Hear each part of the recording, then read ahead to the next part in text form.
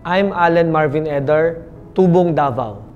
Sa Davao ako pinanganak at pangatlo ako sa 5 magkakapatid.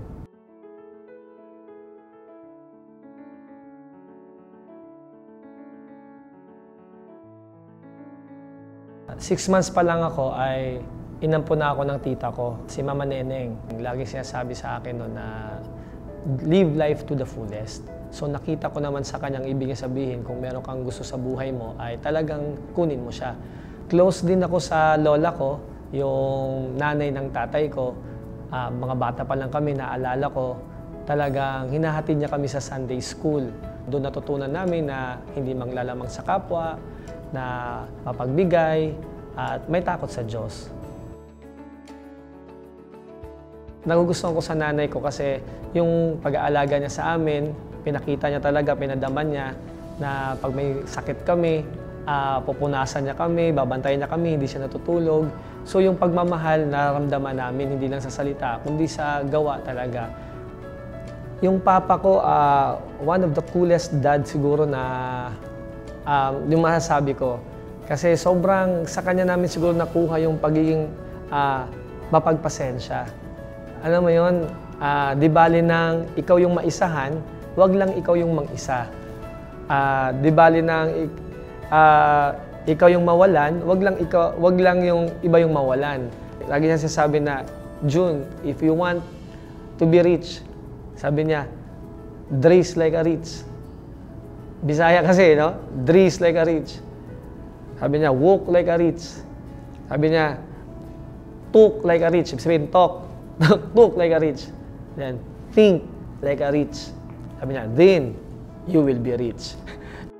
Yung kindergarten ko, kinder ako sa malayo dun sa lugar namin yung school, no? Kasi wala pang school na naitayo dun sa barangay namin. So nilalakad namin yon siguro mga 3 kilometers. 6 years old kami, nilalakad namin yan. Papuntang school. Kami na bahala tatawid. No? Kami na bahala kasi tatawidin mo pa kalsada eh.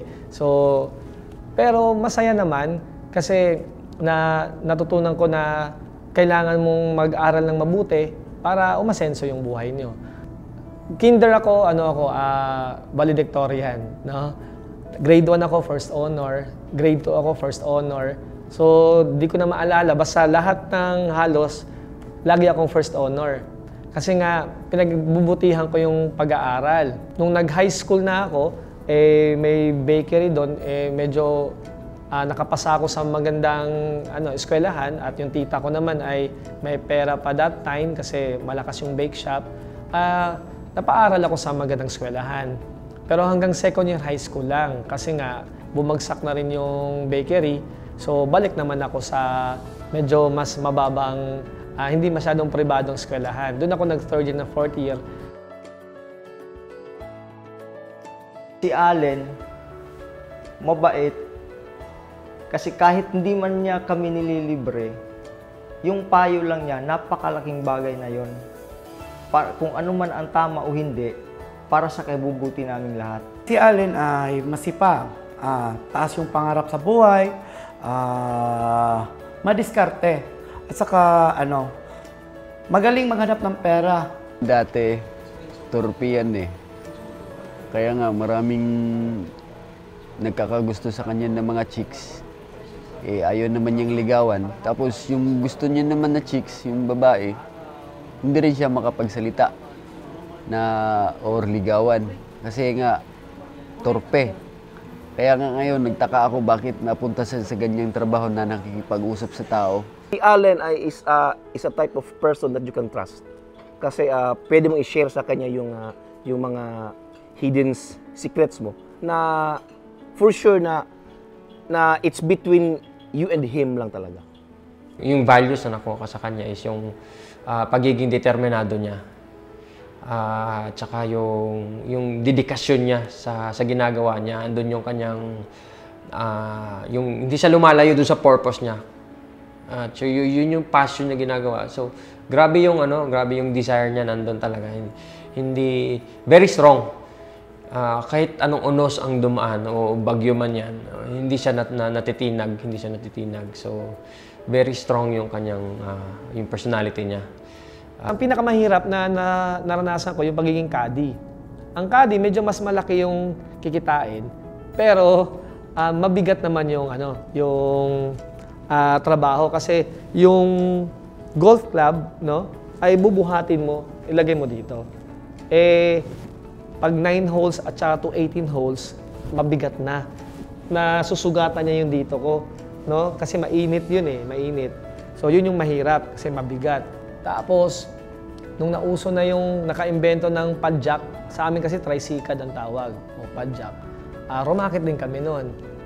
Piso din yun mula kanto hanggang nasa 1 kilometro yun Mula kanto hanggang doon sa dulo, piso yun.